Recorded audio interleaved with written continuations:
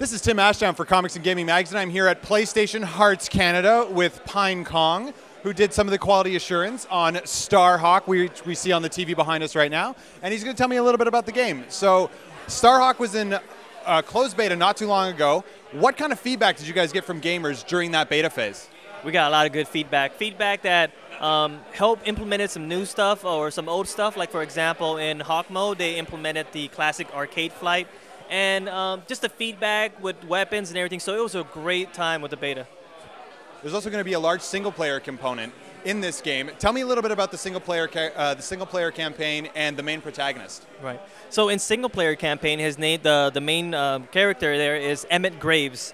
And boy, the single-player campaign is awesome. You know, it stands on its own. It is not a tutorial to the multiplayer. And the storyline is great. The music, the soundtrack, everything about that is awesome. And in single-player, you get to experience some of the storyline behind there. Not only there's single-player, there's co-op too. And co-op, boy, is so much fun. You can play with 3 of your players, 4-player max. And there's 5 co-op missions there. So good stuff. Will there be local co-op, or is it only online? It's only online. Ah, you can't play with your friends in the room and trash talk, eh? Right. You could if you just all go online. Yeah.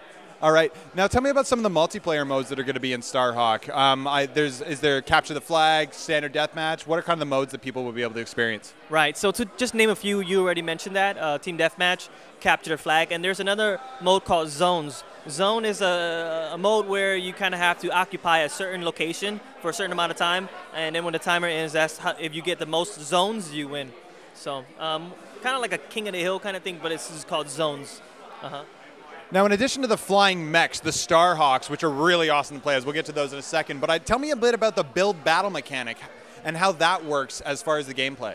Well, so the build and battle mechanics, it's an advantage to players. I mean, you can use that on the fly. You can use it in a Hawk. You can use it on the ground. You can even use it in any ground vehicle.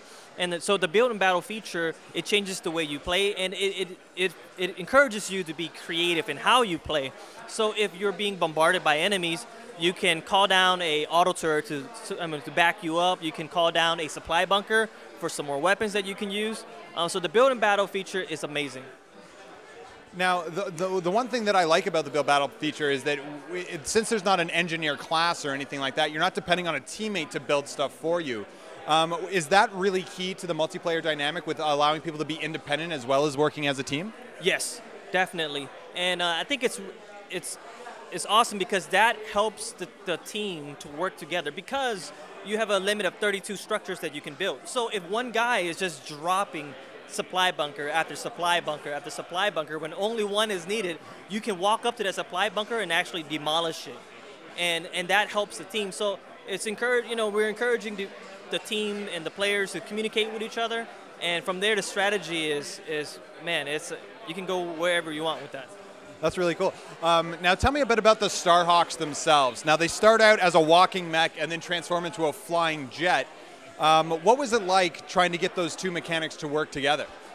Well, that's from a design standpoint. So from just a testing standpoint, when we first got into the mech and transformed, and we were like, that is sick, that is cool. So hopefully the end users, when they finally play the game and when they get into the walking mech and transform, it's just a wow experience.